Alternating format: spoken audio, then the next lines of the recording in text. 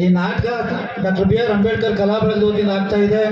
ನಿಜಕ್ಕೂ ಕೂಡ ಇಲ್ಲಿ ಬರ್ತಕ್ಕಂಥ ಪಾತ್ರಗಳು, ಯಾಕೆಂದರೆ ಈ ಸಮುದಾಯಕ್ಕೆ ಏನಂದರೆ ಮಂಟೇಸ್ವಾಮಿ, ಸಿದ್ದಪ್ಪಾಜಿ, ಮಹಿಷಾಸುರ, ರಾವಣಾಸುರ ಇಂಥ ವಂಶಿಕರು ಬಂದಂಥ ಈ ಕಲೆಯಲ್ಲಿ ಬಾಬಾ ಸಾಹೇಬ್ ಅಂಬೇಡ್ಕರ್ ಅವರು ಕೂಡ ಅವ್ರ ತಂದೆಯವರು ಏನಾದರೂ ಕಾರ್ಯಕ್ರಮಗಳು ಮಾಡ್ತಾಯಿದ್ರೆ ಸುಬೇದಾರ್ ಅವರು, ಇವರು ಬಾಲಕರಾಗಿದ್ದಾಗ ಭಾಳಷ್ಟು ಅವರು ಗೀತೆಗಳನ್ನ ದಮಡಿ ಬಡಿದು ಎಲ್ಲ ಕೂಡ ಮಾಡ್ತಾಯಿದ್ರು. ಆ ಸಂಸ್ಕೃತಿ ಇದುವರೆಗೂ ಕೂಡ ನಡೆಸ್ಕೊಂಡು ಬಂದು ಇವರು ಕೂಡ ಮುಂದುವರಿಸ್ಕೊಂಡು ಬಾಬಾ ಸಾಹೇಬ್ ಅಂಬೇಡ್ಕರ್ ಅವರ ಕಲಾ ಬಳಗ ಆ ನೇತೃತ್ವ ವಹಿಸ್ಕೊಂಡು ಮಾಡ್ತಾ ಇದೆ. ಕಲೆ ಮತ್ತು ಸಾಹಿತ್ಯ ಮತ್ತು ಸಂಸ್ಕೃತಿಯನ್ನು ಉಳಿಸ್ಕೊಂಡಿರ್ತಕ್ಕಂಥ ಈ ದಲಿತ ಸಮುದಾಯ ಮುಂದೆಯೂ ಕೂಡ ಈ ಬಹುಜನ ಸಂಸ್ಕೃತಿಯನ್ನು ಉಳಿಸ್ಕೊಂಡು ಹೋಗಬೇಕು. ಇಲ್ಲಿ ನಾಟಕದಲ್ಲಿ ಬರ್ತಕ್ಕಂಥ ಪಾತ್ರಧಾರಿಗಳೆಲ್ಲವೂ ಕೂಡ ಮೂಲ ನಿವಾಸಿಗಳ ಪಾತ್ರಗಳೇ ಆಗಿದೆ.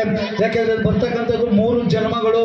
ಈ 3 ಜನ್ಮದಲ್ಲಿ ಹಿರಣ್ಯಾಕ್ಷ ಆಗ್ಬೋದು, ಶಕುನಿಯ ಕುತಂತ್ರ ಆಗ್ಬೋದು, ಇಲ್ಲಿ ನಾರದನ ಕುತಂತ್ರ ಆಗ್ಬೋದು, ಶ್ರೀರಾಮನ ಪಾತ್ರ ಆಗ್ಬೋದು, ಸೂತ್ರಧಾರಿ ಪಾತ್ರ ಆಗ್ಬೋದು. ಇಲ್ಲಿ ಏನಂದರೆ ಜೀವನದಲ್ಲಿರ್ತಕ್ಕಂಥ ಬೆಳಿಗ್ಗೆ ಸೂರ್ಯ ಹುಟ್ಟುತ್ತಾನೆ, ಮಧ್ಯಾಹ್ನ ಮೇಲಕ್ಕೆ ಬರ್ತಾನೆ, ಸಂಜೆ ಮುಳುಗ್ತಾನೆ. ಈ ಪಾತ್ರದಲ್ಲೂ ಹಂಗೆ 3 ಜನ್ಮಗಳ ಮೋಕ್ಷ. ಹಾಗಾಗಿ ನಿಮಗೆ ಈ ನಾಟಕ ಪಾತ್ರವನ್ನು ಎಲ್ಲ ನಿರ್ವಹಿಸ್ತಾರೆ ನನ್ನ ಕಲಾಭಿಮಾನಿಗಳು. ಇದೇ ವೇದಿಕೆಯಲ್ಲಿ, ಇದೇ ರಂಗ ಸಂಚಿಕೆಯಲ್ಲಿ ನನ್ನ ಸಕುನೂ ಕೂಡ ಇಲ್ಲೇ ಮಾಡಿಸಿದ್ರು ಜಡ್ಜ್ಗಳ ಜೊತೆಯಲ್ಲಿ. ಹಾಗಾಗಿ ನನ್ನ ಗೆಳೆಯ ಎಂ ಸುರೇಶು, ಗಿರಹಳ್ಳಿ ಮೂರ್ತಿ, ನಮ್ಮ ಸುರೇಶ್ ಆನವಾಳು ಬಹಳಷ್ಟು ನೇತೃತ್ವ ವಹಿಸ್ಕೊಂಡು ಈ ವಿಜೃಂಭಣೆಯ ಕಾರ್ಯಕ್ರಮ ಮಾಡಿದ್ದೀರಿ. ಇಲ್ಲಿ ಮಾತಿಗಿಂತ ಕಲೆ ಮುಖ್ಯ. ಈ ಕಲೆಗಾಗಿ ಒಂದು ಮ್ಯೂಸಿಕ್ ಬಾರಿಸಿದ್ರೆ ಯಾರು ಕಟ್ಕ ನಿನಗೆ ಎಲ್ಲ ಏರ್ ಕಟ್ಕವಲ್ಲ ಉಳ್ಳ ಈ ನಾಟಕ ನೋಡ್ಲ ಅನ್ನೋದೇ ಪಾತ್ರ ಇರ್ತದೆ. ನೀವು ಬಾರಿಸಿದ್ರೆ ಆಡ್ಬೋದು ಅಷ್ಟೇ. ಈಗ ನಿನಗೆಲ್ಲೋ ಏರ್ ಕಟ್ಕೊಂಡು ಹೊಲ ಉಳ್ಳ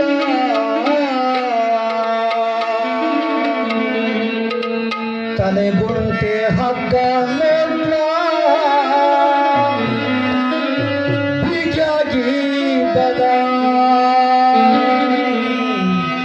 ಯಾರು ಕಟ್ಕೊಂಡು ನಿನಗೆ ಎಲ್ಲ ಏರ್ ಕಟ್ಕೊಂಡಲ್ಲ ಉಳ್ಳ ತಲೆಗುಂಟೆ ತಪ್ಪಿದ್ದಾಗಿದ್ದದ ತಲೆಗುಂಟೆ ತಪ್ಪಿದ್ದಾಗಿದ್ದದ.